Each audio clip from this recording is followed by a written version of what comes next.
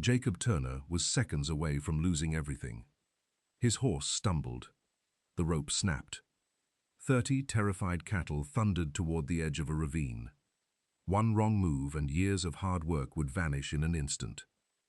Dust exploded into the air. The earth shook beneath hundreds of pounding hooves. Jacob gritted his teeth and urged his horse forward. His hands burned from gripping the reins. His heart hammered inside his chest. Then suddenly, another rider appeared, a woman. She rode directly into danger. Without hesitation, without fear, she circled around the herd, cutting off their path. The cattle slowed, then gradually stopped. Jacob stared at her in disbelief. She looked at him and smiled. "You need someone who believes in you." At that moment, he had no idea those words would change his entire life. But to understand how a poor rancher ended up here, we have to go back 1 year earlier. Willow Ridge, Montana Territory, 1887. Jacob Turner wasn't a failure, but everyone treated him like one.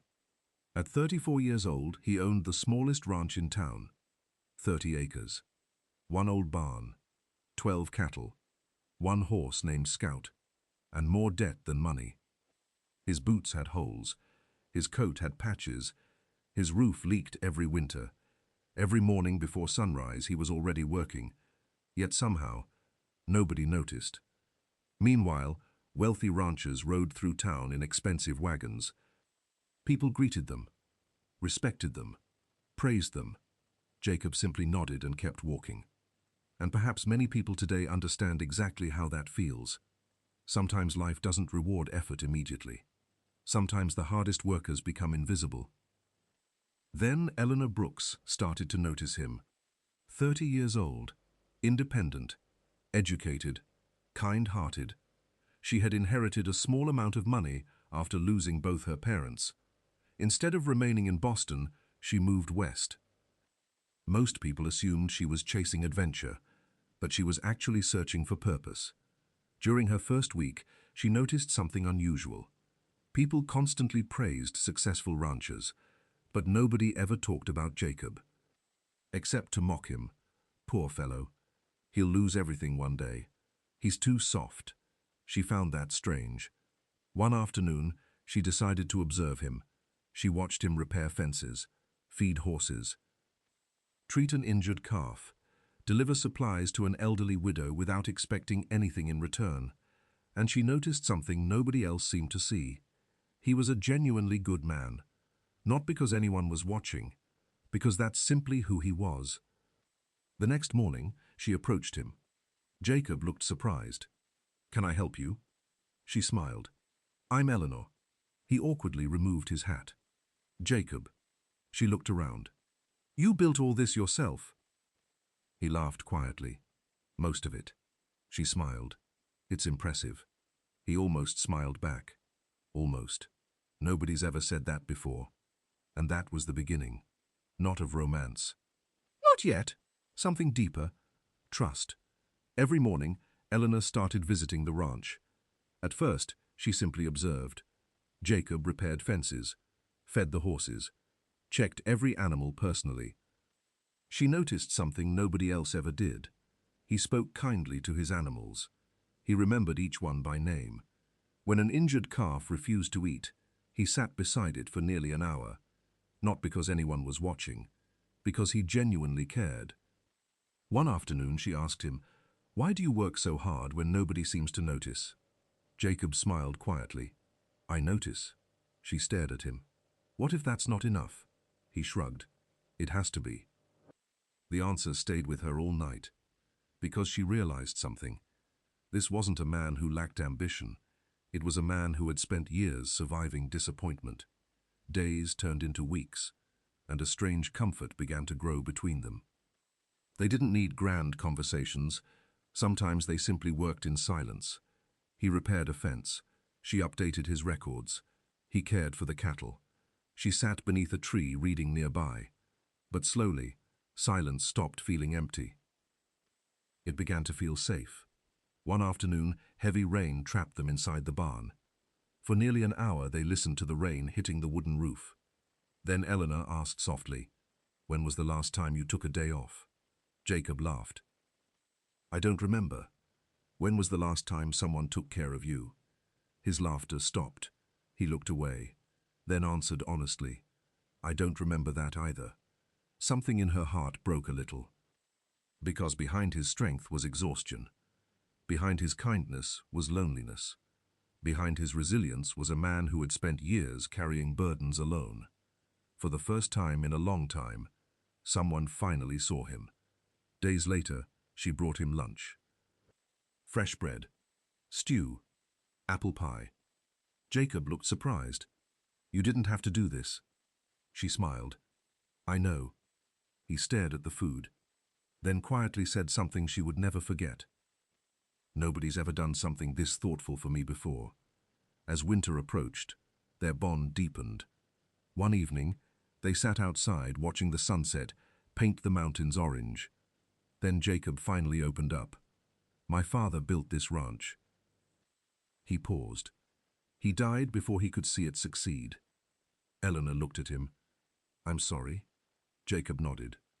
I promised I'd keep it alive, but every year I felt like I was failing him. Eleanor shook her head. No. He looked confused. She smiled softly. You kept going. That isn't failure. That's courage. For a moment, Jacob said nothing, because nobody had ever called him courageous before.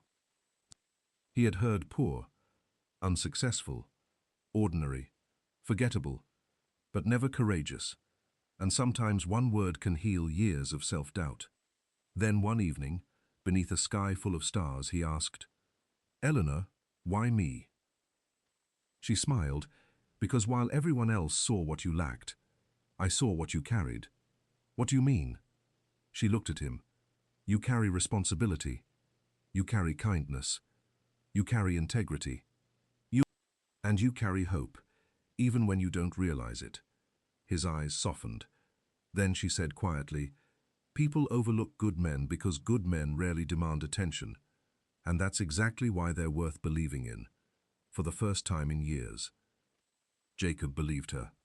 And for the first time in her life, Eleanor realized she wasn't searching for purpose anymore. She had already found it. Not in a place, not in a ranch, but in a person. Slowly, things began changing. Eleanor helped him improve his records. She introduced him to better buyers. He learned to negotiate. His profits slowly increased. His debt shrank. His herd grew. His confidence returned. But success attracts enemies. Harold Bennett, the richest rancher in Willow Ridge, hated what he was seeing. For years he had controlled local cattle prices. Now Jacob was becoming independent. That threatened him. One afternoon, Harold approached him.